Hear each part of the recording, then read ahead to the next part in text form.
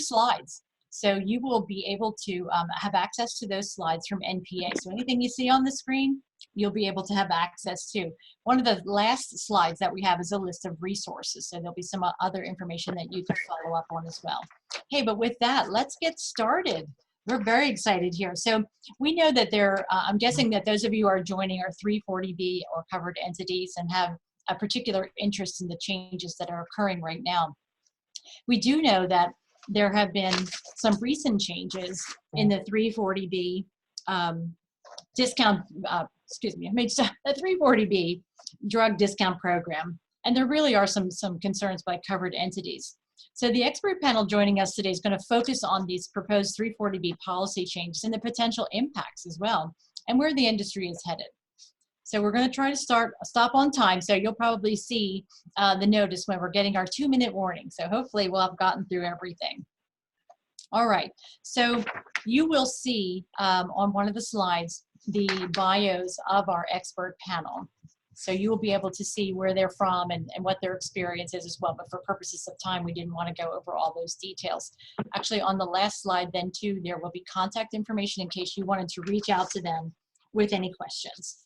Alrighty, so let's get started. We have a number of questions that I'm going to lead and direct to the panel to answer.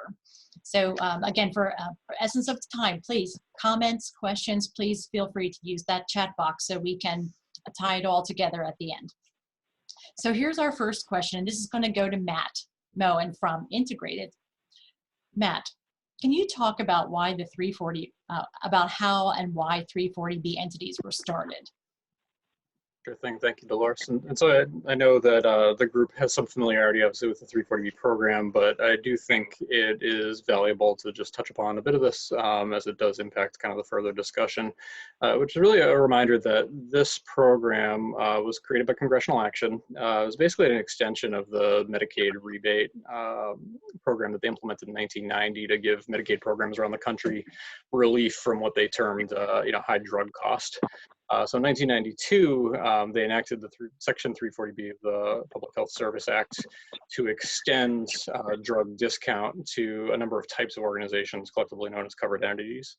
So as a reminder, those are a number of types of hospitals, so critical access, DISH, some pediatric hospitals, and others, as well as other organizations, other nonprofits, such as federally qualified health centers, HIV/AIDS programs qualifying under the Ryan White program, federal grantees under the STD benefit, Title X family planning, and there's a handful of other organizations that qualify as well. And really, by being able to buy drugs at discount, they are able to capture substantially greater margin when dispensing those on an outpatient basis. So whether it's through an entity-owned pharmacy or whether it's under a 340B contract pharmacy arrangement where another pharmacy is dispensing on behalf of the covered entity, in either case, it can secure kind of substantial financial benefit for the covered entity. And this is kind of a key piece of this, which is that the intent of the program was, quote unquote, to stretch scarce federal resources, which is really to mean that it's a way of funding these organizations and to fund their operation, their access to care, the disproportionate share of care which they deliver to uninsured or underinsured individuals without directly funding it. So while sometimes the program gets painted as a patient access program or trying to decrease medication expense for patients, and to some extent that's a component of it, it really was to help fund these organizations and the services they offer to these communities. Thanks, Matt. I mean, that's important to set the baseline here to understand in case there are those who are new to this, the covered entities. But I'm going to direct a question over to Molly now. Can you describe the chronology of this recent manufacturer's action to date, the timeline, the actions that are happening?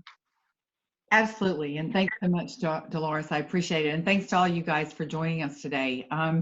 Yeah, if you have anything to do with the 340B program at all, you have been at least acknowledged and are trying to understand what the manufacturers or the drug companies have started doing this summer and spread into the fall. And I kind of want to go back to some of what Matt was saying. There's a couple of things I think that it will help you understand where some of these manufacturer actions are coming from, sort of their motivation, if you will. Like Matt said, it was started by statute in 1992 as an extension of the Medicaid drug rebate program.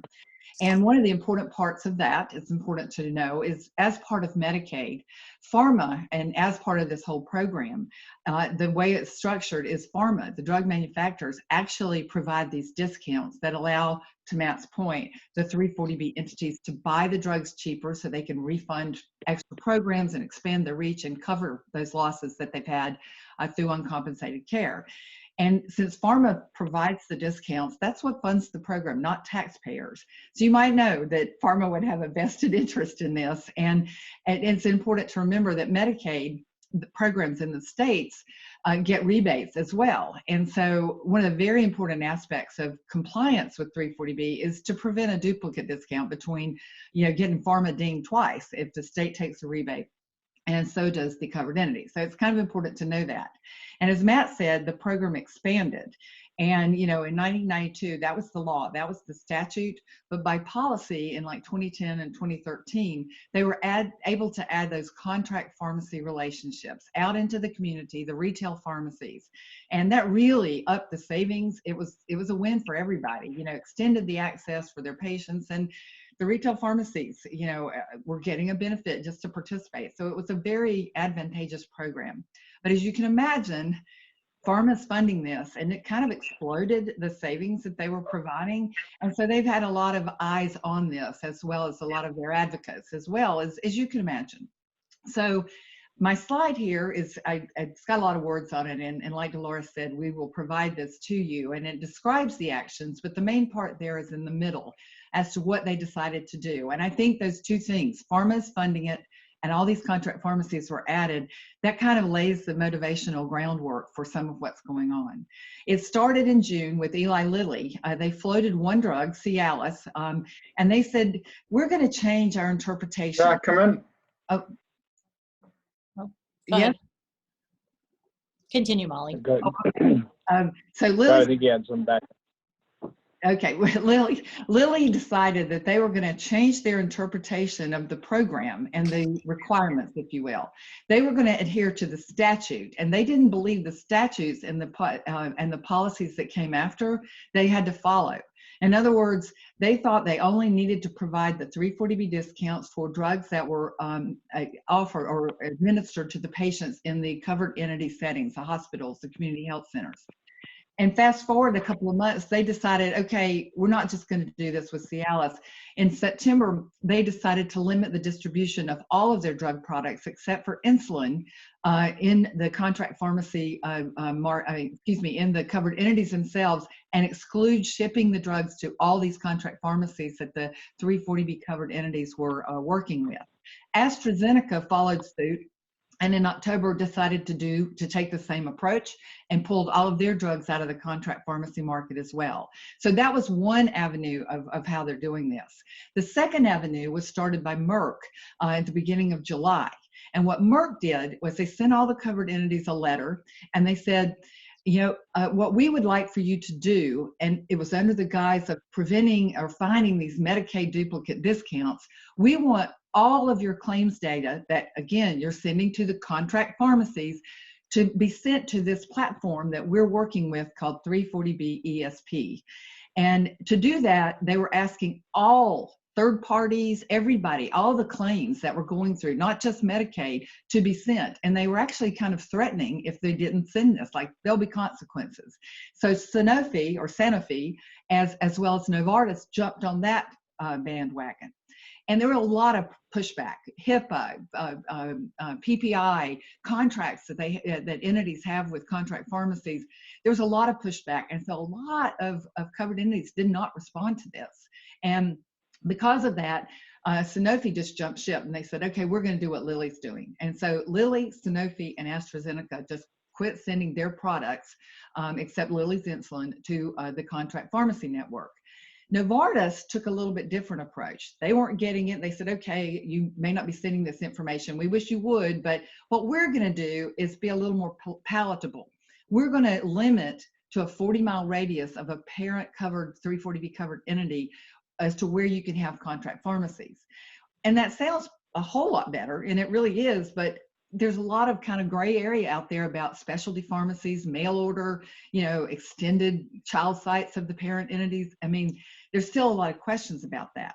Merck at this point is not participating. They've not acted on their threat. And so you might look at these 5 companies and say, well, at least it's kind of stopped, because there was a lot of pushback and everything. And that's good, except for one thing yesterday, and I don't have it on this slide yet.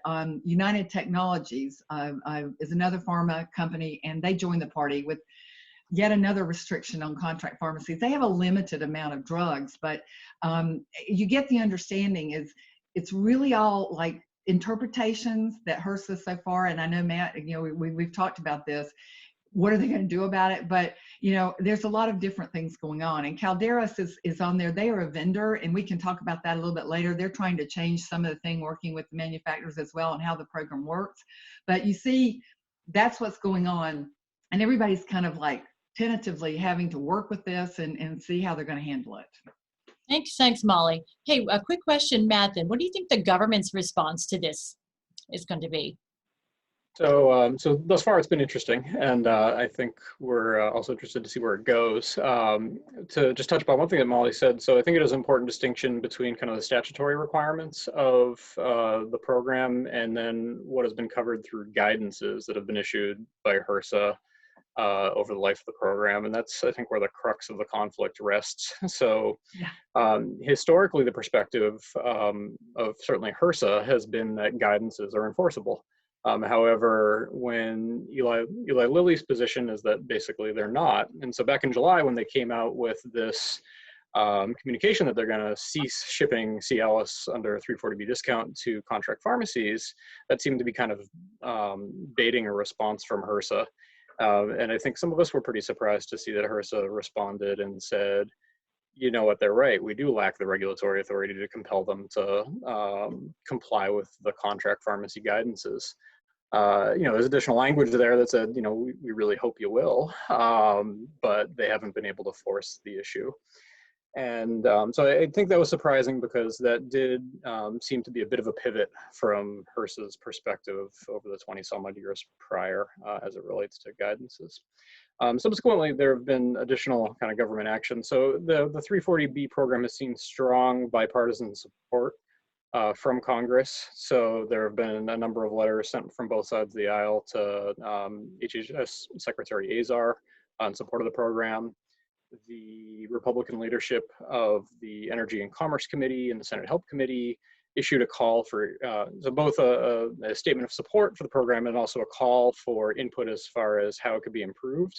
That window ended at the end of October. My understanding is they did receive a lot of input from the pharma side, as well as from the covered entity side, in the form of primarily sort of trade associations, hospital groups, and so on.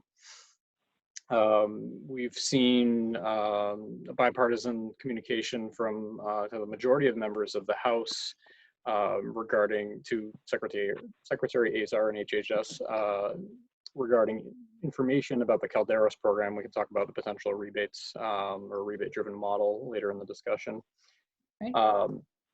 So it's been really interesting thus far, and actually there has been a legal component to this as well, in the sense that so an HIV/AIDS group representing Ryan White organizations has sued HHS, stating that they are not complying with their statutory requirement that they enforce ceiling prices on the manufacturer side. So that's a statutory element, not a guidance-driven one.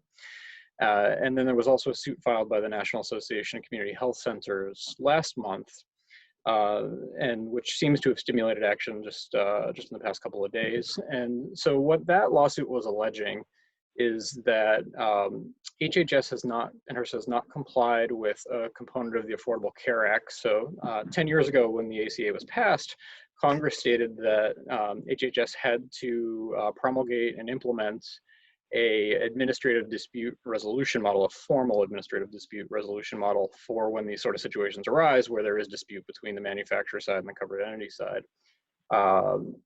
10 years later, they were given 180 days to do it. 10 years later, it still hadn't happened. And so, so now we just received, and so the point of the lawsuit was that they hadn't complied with us. And yesterday we received word that they have sent a formal ADR process to the White House for review. We don't know what the contents of that are, but it certainly does seem to be in response to the lawsuit and to the current situation. One other element of the government response I would mention is the executive order that was issued back in July, which was an interesting one. So fundamentally what it's doing is compelling federally qualified health centers to offer insulin and epinephrine products to low-income individuals at the 340B acquisition cost. So basically no markup or no margin. And that definition of low income is set to include individuals who have high deductibles or high out-of-pocket expenses. And to my mind, it's kind of an odd thing if you wanted to decrease drug cost and you wanted to improve patient access, this has the perception of that, but I don't think it really has the effect of that. So federally qualified health centers have sliding scale discount programs by which they do help patients in financial need to access medication. Certainly they do utilize the 340B program to assist with that access. So this doesn't seem to be where the greatest problem lies, I think, in the universe of drug pricing issues. It hasn't been implemented yet. I think I think with a new administration, come January, you could certainly see this substantially modified, most likely reversed. Thanks, Matt. And I guess, however, the outcome of the 2020 election works out may leave us with some additional information. Hey, I want to move on to Molly, because I think it'll be important for the covered entities who are attending with us today. Can you help them understand how to assess the impact of these actions, with respect to their potential 340B savings? Oh, sure. And my company in particular, I can kind of speak from that experience.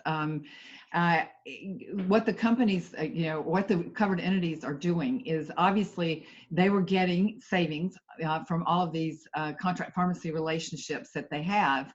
And a lot of them have the wherewithal and they're good with Excel and pivot tables and things like that to be able to take their historical savings that they incurred from Lilly, AstraZeneca, and Sanofi and be able to equate that to extrapolate that out forward.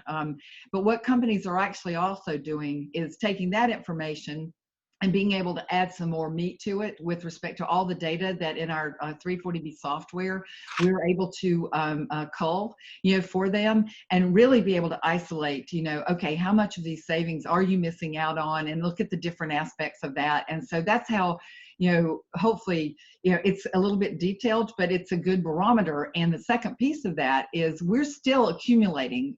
The way the software works is you get dispenses that are eligible, and then you accumulate up to a package size that you can buy. And so the entities are still accumulating the labeler codes, those NDCs that the drug manufacturers have decided not to ship. And so eventually, hopefully, if this thing gets overturned, that will be, the pool will be available for them to order them back at the 340B price.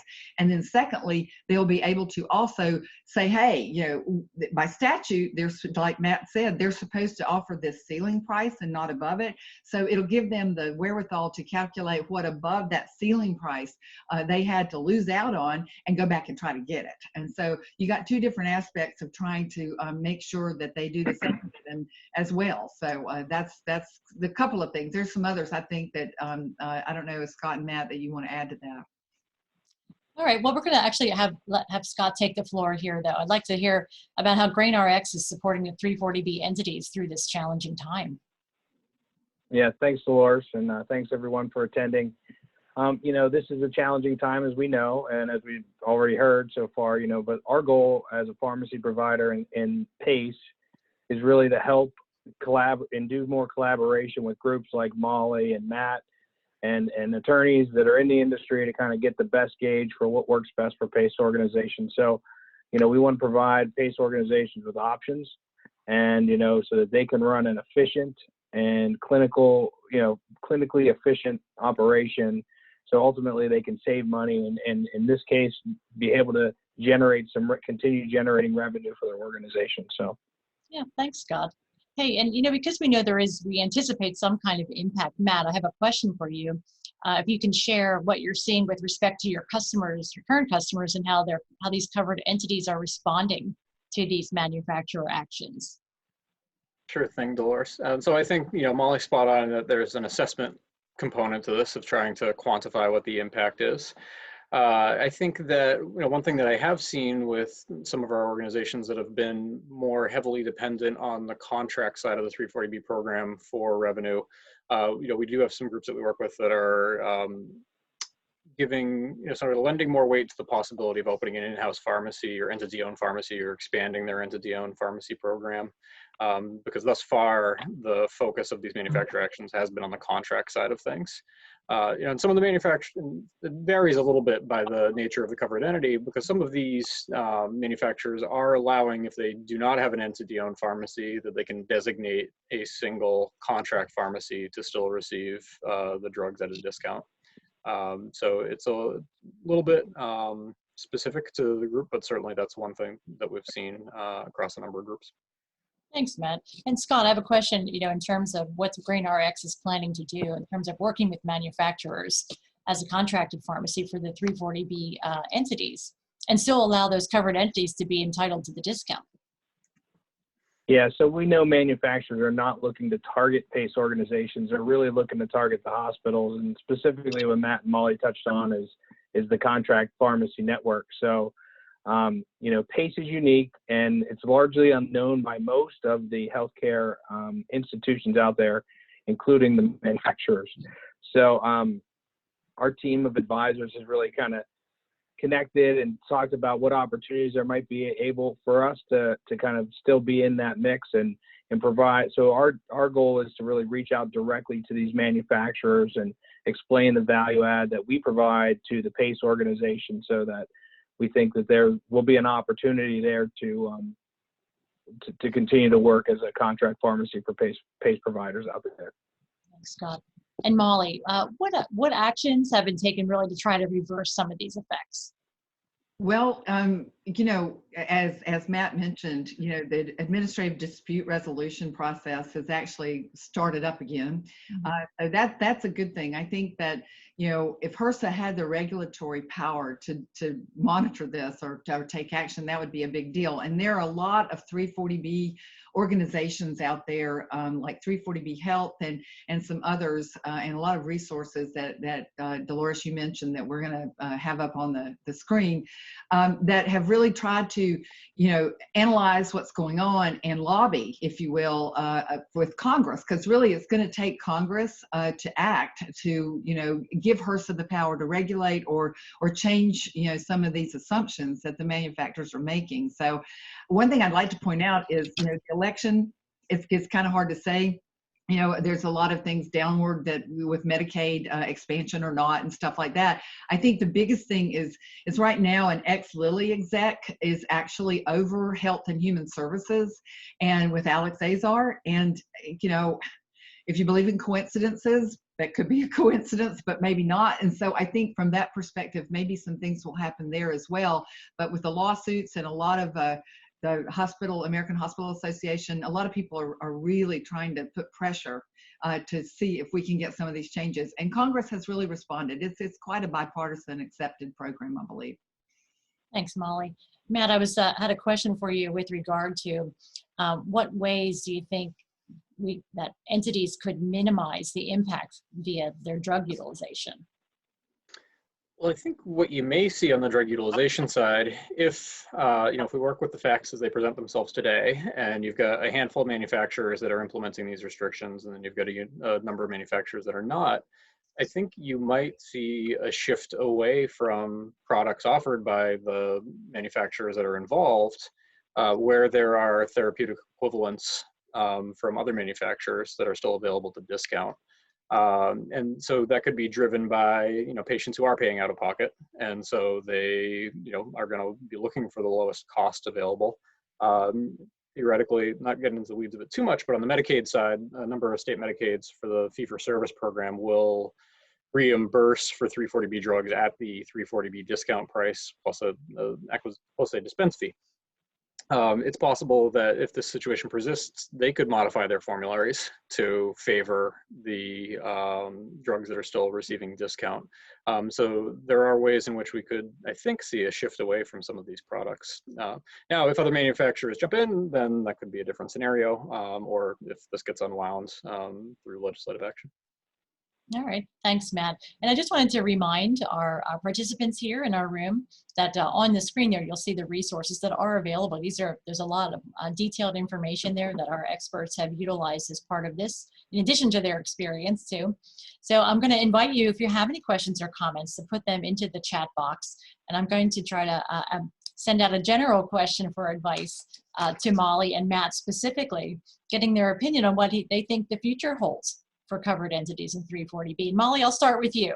Okay. Well, you know, I'm a pharmacist. I've been working, you know, in all kinds of pharmacy stuff for a long time. And now I'm fully, you know, in the 340B program and just have become really passionate about it. And one of the biggest responses I've seen with respect to the covered entities in particular is they really have been operating business as usual. I mean, they're going full force and you know, they're not participating much in the 340B ESP. And we mentioned Calderos, they're kind of trying to change the model, not hardly any participation in that. And so I think that they are trying to educate. One of the biggest things that anybody can do is educate Congress on the importance of this program, particularly in their constituent areas. And it is really an important program. And so I see it, maybe some changes coming down the pike, you know, those savings that they incur, how they use them, how they, you know, reporting that and really keeping a record on all of that. That's probably going to happen. And a lot of places are doing that now, but I think that's going to be re-emphasized and some more data, you know, it's going to be a little more data driven and report driven on that front. But I'm hoping the program can survive these changes and stuff. Matt, what do you think? So I would say that just kind of a reminder, and this circles back to what we first talked about, the purpose of the program. So these monies are used to fund these operations. So if the program gets unwound entirely, that funding has to come from somewhere, or there's a pretty significant and potentially severe impact on patient care and on the operation of these covered entities. So, so I think, you know, to my mind, and it's my opinion, but I think it's highly unlikely that it goes away entirely. I think, you know, you mentioned as far as the, you know, what does the Senate look like after January? That could have some impact to it. I guess my kind of broad brush inclination is that if there is more Democratic control, I think that probably likely to see a little bit less change, maybe a little bit more protection of the program as it currently exists. If there's more Republican influence, I think might be more modification. That's quite a broad generalization, and I think none of us know exactly where it's going, but in my opinion, that's a component of it. I think both sides do support it, though. I don't think it's going to go away. Right. Thanks, Matt. Any other thoughts? Scott, I do have some questions here in the chat box, but I wanted to see if you had a final word. No, let's just go through those questions. I think that's Molly. Jessica has a great question here for Molly. All right. Yes, Jessica, thanks for posting your question here. So thank you for your explanation, Molly. I have a question. Should a covered entity be keeping all of the records of drugs, even if the drugs are being taken away, just in case they come back as a drug that will be covered? Absolutely. And I kind of hinted at that before. And one thing like our company is doing, and I think the other 340B vendors, software vendors, TPAs are doing, is making sure that you've got your accumulations there, you've got that data, and so you might not be able to order them on 340B, but they're eligible to be ordered. So you've got that. But also, if you've had to go ahead and buy it at the higher price, because you're, you know, whatever you're missing out at these contract pharmacy locations, we have the means to get that data too, and you can calculate it. We've got the, you know, to figure out the difference of what the ceiling price would have been, and then the higher price that they maybe had to pay, and be able to support that. And Apexis, which is one of the resources that the 340B Prime Vendor Program, they have a form that the covered entities can fill out and put these things down there. And so keeping that data is very important. And you know, you've got a lot of resources, us here included, to help you figure out how to get your hands on it. Good question. Yeah, thanks, Molly. Thank you. Thanks, Molly. I don't see another question in there, but I know that we had talked about, since we have just about 5 minutes, well, 3 technically. There's Juan. Juan just asked a question here. Oh, there. Juan asked, have you heard of actual inability to order drugs? Thanks, Juan. Matt, you might be able to in here. I'll just give you a couple of things. One thing I've heard is there was some discussion. They're supposed to be able to order the drugs through their entity-owned pharmacies, like Matt said, and there was some minor discrepancies in that, but I think it got worked out. And then Lilly they're kind of interpreting, whether or not you can have the one contract pharmacy or not. There's some things around that, but I don't know, Matt, have you heard of drugs that were not available for order when they should be? No, so I haven't experienced that directly. What we've seen has been price changes on the file, basically what the manufacturer is providing to the wholesalers. And so we see it reflected in that, but I haven't heard of, or I haven't directly encountered not being able to order a particular medication. Juan, does that answer your question? You're muted. Yeah, it does. Thank you. Yeah, it does answer, because I was kind of worried about people not being able to get insulin during the upcoming Thanksgiving. Right. Yeah. Hey, and Juan, I have a question for you as a large FQHC operator in Southern California. I mean, how are you seeing the same impacts? How have you guys addressed anything? Yeah, it's been kind of what we've been really dealing with the last couple of months is either like what was discussed earlier, changing drug to stuff that wasn't affected from the manufacturers, or moving them to our actual contracted pharmacies where we were using a contracted pharmacy to an in-house pharmacy, I should say. So yes, it's definitely affected us in big time. Yeah. All right. Well, Okay. thank you. Just one other, we have just another few minutes here if there aren't any other questions.